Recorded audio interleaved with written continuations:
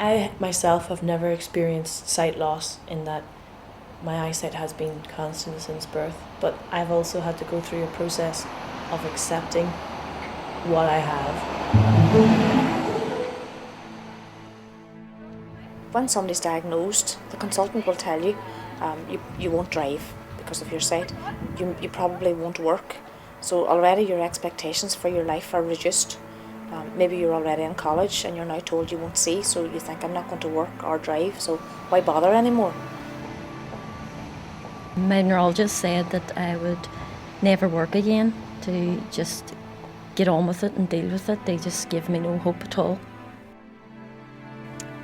Because of one comment that the neurologist made, it made me feel worthless and no motivation, and I spent 3 years at home. Having a sight loss makes you different, and you need to work towards accepting that difference. This is part of the journey that we would like to think we help people with. Hello, RNIB, Emery speaking. So we work with people at that point to assure them that, they can reach their full potential, they can still do most things with the right training and support.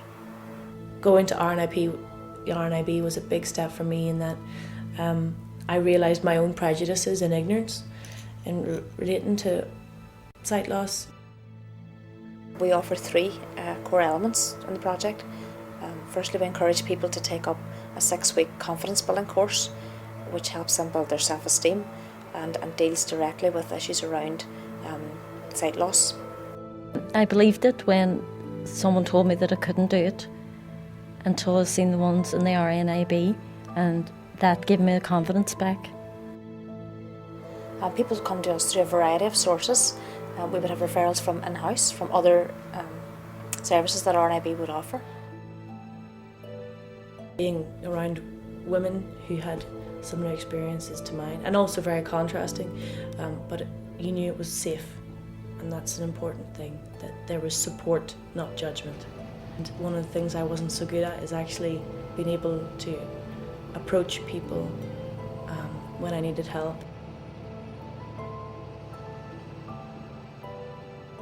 The course that I did, the confidence building course, it gave me an opportunity to have new conversations, and that was very important. It paved the way for me being able to speak more comfortably and more openly about my visual impairment, and not apologising for it, and not being embarrassed, and not being ashamed. And so having opportunities like that, that's where the course for me was really important, that in between the different workshops we were doing, that you would go and get a cup of tea and you'd start talking to somebody else. The wonderful thing was that that your sight loss or sight problem or visual impairment, whatever name you want to give it, that created a real opportunity for communication. And with knowing that the RNIB office is just a phone call away, and that there's a whole community and network of people who you can get in touch with, that is priceless, it's invaluable. The emotional journey of sight loss is really important. The acceptance is very difficult. For the family to accept that someone close to them that they love is suffering and that is going to have a disability, it's very difficult for the family, it's very difficult for the individual to accept it as well. What was important for me was that people understood through the RNIB, and it made me realise that yes, I do have a condition, but I can still live day by day with the condition, and brought me back to normal, everyday living. I think beliefs are choices. That's another one of my philosophies. That if you believe that you are worth nothing or that nothing will ever change, you're choosing to believe that. This project has been life-changing for a number of men and women.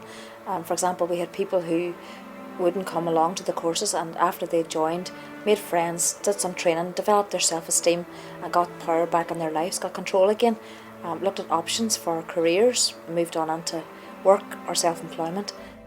It very much became a community thing then. To call into the office was a social thing as well as practical in regards to finding out about various initiatives and opportunities and courses that were going on. Another course that I attended through RNIB was one that was specifically for women with different disabilities who were considering self-employment as a viable career option.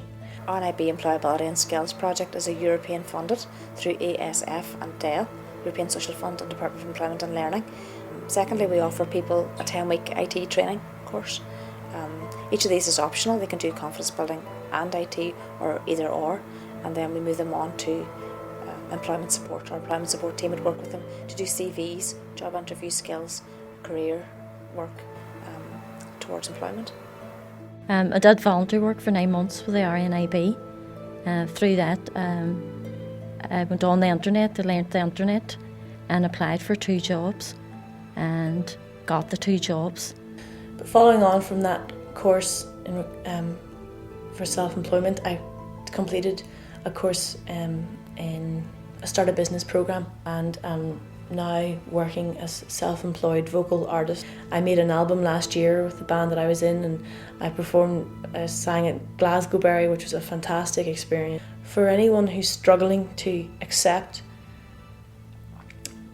all that you're struggling to accept is that you now have a different perspective, and there is so much that you can learn and also give from that alternative perspective.